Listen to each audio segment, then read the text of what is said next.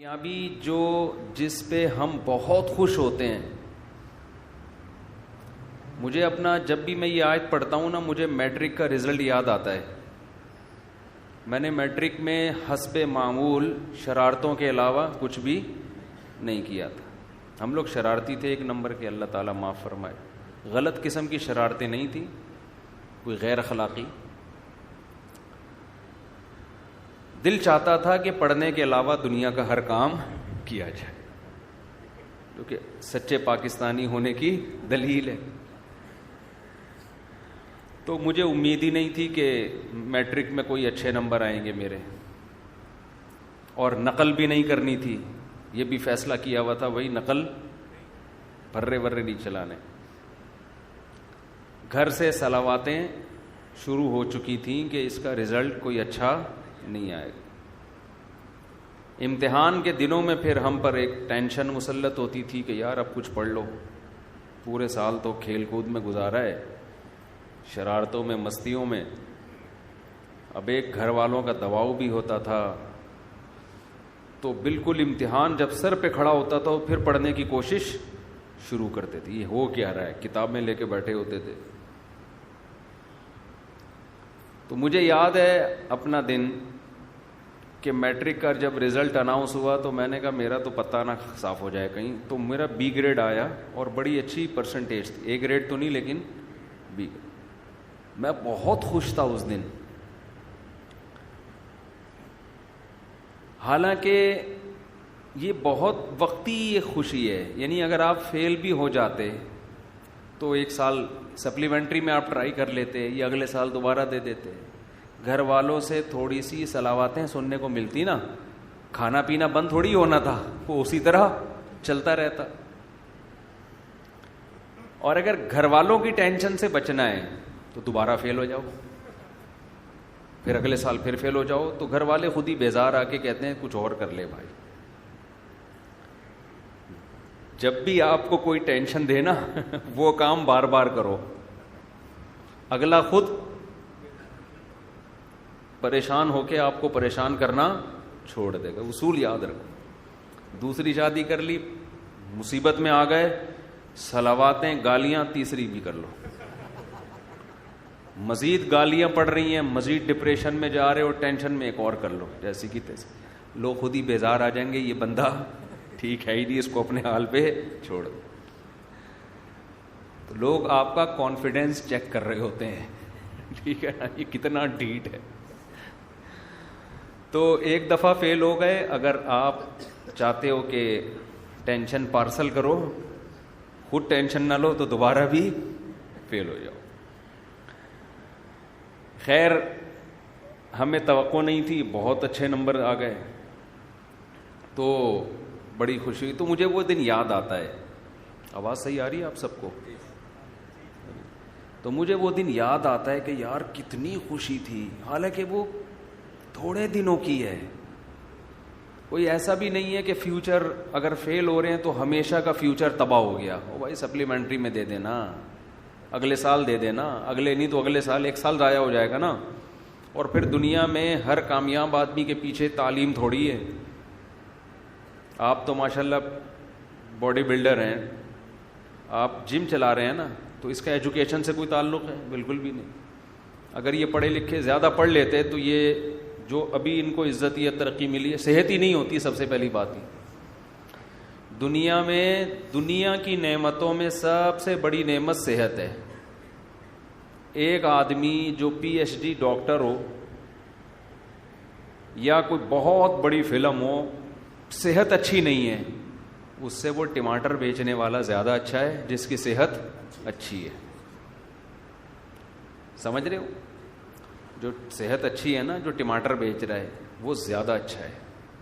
میں تبھی تو لوگوں سے کہتا ہوں, میں جب گاؤں دیہاتوں کی زندگی کو دیکھ کر آیا, میں نے دیکھا 100 سال لوگوں کی عمریں ہیں, پہاڑوں میں رہتے ہیں, چکی ان کی پانی سے چلتی ہے, آرگینک گندم خود اگاتے ہیں, خود کھاتے ہیں. ٹریکٹر ان پہاڑوں پہ چل نہیں سکتے, بیل سے ہل چلاتے ہیں. ان کو تمام لذتیں ان پہاڑوں میں حاصل ہیں جو ہمیں آج ترقی کے دور میں بھی حاصل نہیں ہیں. ان کی عمریں بھی اچھی, ان میں کوئی ڈپریشن کا مریض نہیں ہے, اور ان کی اولادیں بھی زیادہ, ان کے بچے بھی ماں باپ کا بہت احترام کرتے ہیں, ان کے ہاں اولادوں کے وہ مسائل نہیں جو آج ہمارے معاشرے میں. آج تو باپوں کو یہ شکایت, بیٹا ہماری سنتا نہیں ہے, مانتا نہیں ہے, ماں کو شکایت, وہاں یہ شکایتیں بھی نہیں ہیں. تو میں ان علاقوں میں جا کے کہتا ہوں یار اس ترقی کا, ان کو دیکھ کے ایسا لگتا ہے انسان کو 2 ٹکے کا فائدہ نہیں ہوا. مثلا یہ لائٹ نہ ہوتی تو اندھیرا ہوتا, سو جاتے, صبح اٹھتے جلدی اٹھ جاتے, صحت اچھی ہوتی, خراب ہوتی, اچھی ہو جاتی. فارمی مرغیاں نہ ہوتی تو یہ بھول ہے کہ ہمیں مرغی کھانے کو نہ ملتی, یہ غلط سوچ ہے. دیسی مرغیاں اتنی زیادہ ان کی پروڈکشن ہو جاتی کہ وہی ہمیں کھانے کو ملتی. اس کی میں ایک دلیل آپ کو یہ دیتا ہوں. جب تک مچھلی کی فارمنگ شروع نہیں ہوئی تھی, سمندر کی اور دریا کی آرگینک مچھلی بہت ملتی تھی, ہمیں بہت ملتی تھی. سمندر رزق کے دروازے اس نے کھولے ہوئے ہیں, وہ دے رہا ہے, نکالو کھاؤ. ایک فلسفہ گڑھا گیا کہ یہ جو آرگینک مچھلی ہے یہ ہمارے لیے کافی نہیں ہے. اصل میں یہ بزنس کے نقطۂ نظر سے فارمنگ شروع کی گئی ہے. یار اس کی آواز کنٹرول کریں, میرے کان گونج رہے ہیں قدیر بھائی. بزنس کے نقطۂ نظر سے یہ فارمنگ شروع کی گئی ہے, بزنس کے پوائنٹ آف ویو سے. اس کا نقصان یہ ہوا کہ جب تاجر کو سستے میں اتنی زیادہ مچھلی وہ پیدا کر سکتا ہے تو وہ آرگینک کی طرف جانا اس نے چھوڑ دیا. اس کی پروڈکشن ویسے ہی کم ہو گئی. اب لوگ سیٹ ہو جائیں گے کس پہ؟ آہستہ آہستہ فارمی مچھلی پہ سیٹ ہو جائیں گے. جب فارمی مچھلی پہ سیٹ ہو جائیں گے تو پھر وہ آرگینک بھی وہ ہو جائے گی ونس اپون اے ٹائم کہ ہمارے باپ دادا سمندر سے مچھلی پکڑ گئے یا دریا کی اوریجنل مچھلی پکڑ کے کھایا کرتے. حتیٰ کہ اب آپ فشری جاؤ گے نا, وہاں بھی آپ کو فارمی مچھلی مل رہی ہے. تو سمندر کے کنارے بھی آپ کو سمندری نہیں مل رہی. تو ہم نے گاؤں دیہاتوں میں بھی وقت گزارا ہے جو فارمی مرغی جانتے نہیں تھے, لیکن وہ دبا کے دیسی مرغی کھاتے ہیں. جب کھاؤ کھلائیں گے وہ, اس لیے کہ لوگ پھر پالتے ہیں. تو اگر یہ سائنسی ترقی نہ ہوتی, ہم دیسی مرغیوں پہ سیٹ ہوتے, ہم دیسی گندم پہ سیٹ ہوتے, یہ جو کھاد والی یوریا والی گندم ہے یہ نہ ہوتی, بہت کچھ ہوتا. خیر ابھی کیا رونا روئے بیٹھ کے آدمی. آپ لوگ کہیں گے کیا دینی باتیں ہم سننے آئے ہیں, مفتی صاحب نے کیا مرغی اور انڈوں کی باتیں شروع کر دیں. تو جی نام عمل سیدھے آتے ہیں. میں بات کہاں سے یہاں سے ادھر سے ہم نے ٹریک بدلا کیسے نا. نہیں وہ تو ہے. ہاں میں رزلٹ کی بات کر رہا تھا کہ میں یہ عرض کر رہا تھا کہ ایجوکیشن اچھی چیز ہے, حاصل کرنی چاہیے. اس سے انسان پڑھا لکھا آدمی, میچور آدمی بہت کچھ ہوتا ہے, لیکن اس کو بھی اپنے سر پہ بہت زیادہ مسلط کرنے کی بالکل بھی ضرورت نہیں ہے. سب سے پہلے کیا ہے؟ صحت.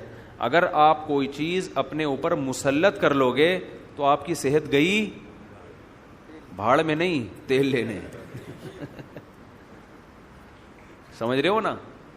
مسلط تو کرنا ہی نہیں ہے, مسلط صرف آخرت کی فکر, بس جہنم سے بچ جائیں جنت میں چلے جائیں. اس کے علاوہ مسلمان کسی چیز کی ٹینشن بالکل بھی نہیں لیتا. میں آپ کو بتاؤں, میں بہت پڑھے لکھے لوگوں سے بھی ملتا ہوں, سب کی بات نہیں کر رہا, لیکن میں نے بہت سو کو اوپر سے مینٹل ان کا دیکھا ہے تھوڑا سا سیٹنگ آؤٹ, بہت سو کو, تھوڑے نہیں. ہماری بھی ایک زندگی گزر چکی ہے اس معاشرے میں.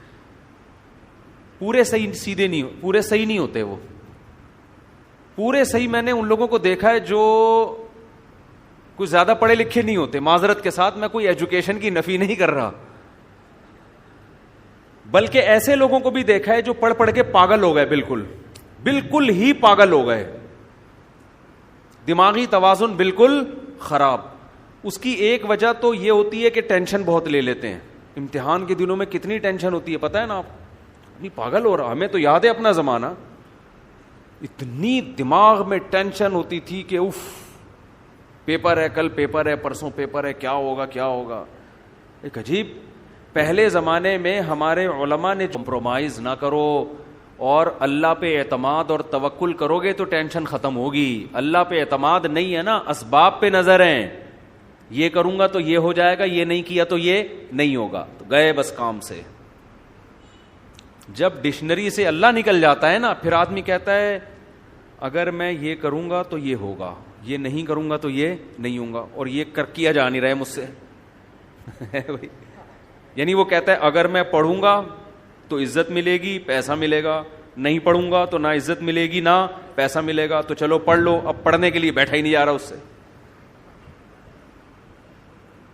پڑھائی کے لیے بیٹھا ہے تو کتاب نہیں پڑھی جا رہی, پڑھ رہے تو سمجھ میں نہیں آ رہی, کسی ٹیچر کو رکھوایا وہ بھی نہیں سمجھا پا رہا, 6 دفعہ سمجھا رہا ہے تو بھی سمجھ میں نہیں. ہر آدمی کا مینٹل لیول ایک جیسا تھوڑی ہوتا ہے.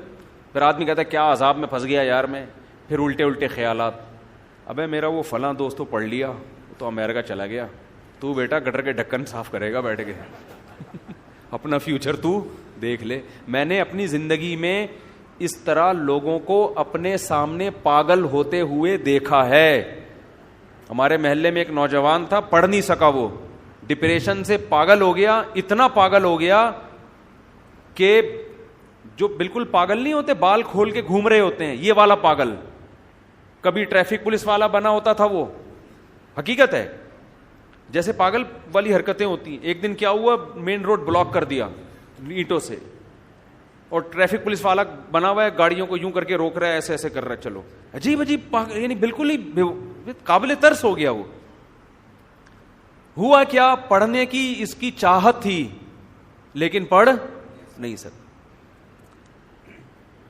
تو یہ بہت سے لوگوں میں, کوئی ترقی کرنا چاہتے ہیں, ہو ہی نہیں پاتی ترقی. تو آپ کا کام کیا ہے, سب سے پہلے اپنی کھوپڑی کو ٹینشن سے آزاد. اس کے 2 موٹے موٹے اصول ہیں. ویسے تو اس پر میرے مستقل آپ کو بیانات ملیں گے, آڈیو بیان ہے, یوٹیوب پہ آپ سرچ کریں, ڈپریشن کا علاج, ٹینشن کا علاج, یہ سرچ کریں.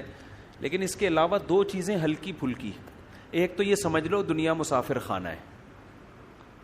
مسافر خانے کا مطلب یہاں ٹینشن ختم کرنے کی کوشش ہی نہیں کرنی ہے. اس کی کوشش کرو گے نا بہت زیادہ تو یہ بڑھے گی, کم نہیں ہوگی. جیسے وسوسہ ایسی چیز ہے, جتنا دماغ سے نکالو گے اتنا ہی دماغ میں گھسے گا. اگر آپ واش روم میں بیٹھ گئے, پیشاب کرنے کے بعد آپ نے کہا قطرہ آنا جب بند ہوگا تو میں اٹھوں گا, قیامت آ جائے گی, آپ کا قطرہ آنا بند نہیں ہوگا. سمجھ رہے ہو نا؟ جو وہمی ہوتے ہیں نا ان کے ساتھ ایسا ہی ہوتا ہے, وہ بیٹھے رہتے ہیں, چکر آنا شروع ہو جاتے ہیں, قطرہ بند نہیں ہوگا انہیں. کیوں؟ آپ کے پیشاب کا آپ کے مائنڈ سے, دماغ سے تعلق ہے, کیونکہ آپ کی توجہ وہاں ہے. جب وہاں توجہ, یہ جو ہمارا قضائے حاجت کا جو سسٹم ہے نا, پیشاب اور قضاء, اس کا ہمارے دماغ سے بہت گہرا تعلق ہے. تبھی تو ایک دم جیسی خوف ہوتا ہے فوراً قبض کھل جاتا ہے آدمی کا. کسی کو بہت زبردست قبض ہو نا, ٹوٹ نہ رہا ہو, رات کے اندھیرے میں چڑیل بن کے ڈرائیں اس کو, فوراً واش روم بھاگے گا وہ. پرانے سے پرانے قبض کا بہترین علاج ہے یہ, حقیقت. تو جب آپ واش روم میں بیٹھے ہوئے اور توجہ ساری آپ کی پیشاب کی طرف ہے, سوال ہی پیدا نہیں ہوتا کہ وہ رک جائے. بیٹھے رہو.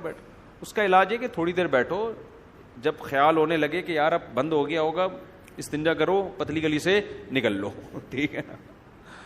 تو کدھر سے کدھر کھچڑی پک رہی ہے آج بیان میں, شروع سے ہی کھچڑی پکنا شروع ہو گئی ہے. تو میں اصل بات یہ کہہ رہا تھا کہ ٹینشن سے بچنا ہے نا, کیونکہ بہت زیادہ لوگ ہیں پریشانی میں. تو ہاں میں یہ عرض کر رہا تھا کہ خیالات کو جب آپ نکالو گے تو خیال دماغ سے نکلے گا نہیں, وہ اور آئے گا. جو وسوسے کے مریض ہوتے ہیں نا, کہتے ہیں غلط خیالات آتے ہیں, تو ان کو ہم کبھی بھی یہ نہیں کہتے کہ ان خیالات کو نکالو. وہ بھائی نکالو گے تو وہ اور آئیں گے. دماغ کو ہٹانے کا طریقہ یہ ہے کہ ہٹانے کی کوشش ہی نہ کرو, جو آ رہے آنے دو, اپنے آپ کو بزی کر لو. بس یہ نہیں کرو کہ یہ نہیں آئے. وہ میں بہت دفعہ ایک تعویذ والا قصہ سنا چکا ہوں, ایک اور دفعہ سنا دیتا ہوں, آج نئے لوگ زیادہ لگ رہے, اس سے یہ بات سمجھ میں آئے گی.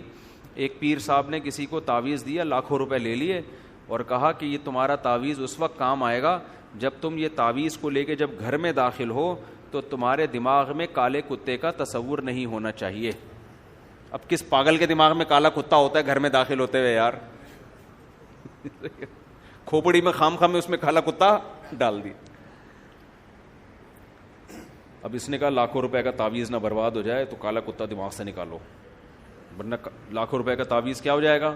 برباد. اب یہ تعویذ گھر میں لے کے گھر کو چلا ہے اور کہہ رہا ہے یار کالا کتا دماغ میں نا, یار یہ دماغ میں تو کالا کتا آ رہا ہے, اس کو نکالو کالے کتے کو, نکالو نکالو نکالو, نہیں نکلا. یہاں تک کہ گھر کے قریب پہنچ گیا, اب تو اور آ رہا ہے, ابے نکل دماغ سے, نہیں نکل رہا. کتوں کی پوری فوج گھس گئی اس کے دماغ میں نا, اور آ بھی کالے ہی رہے ہیں.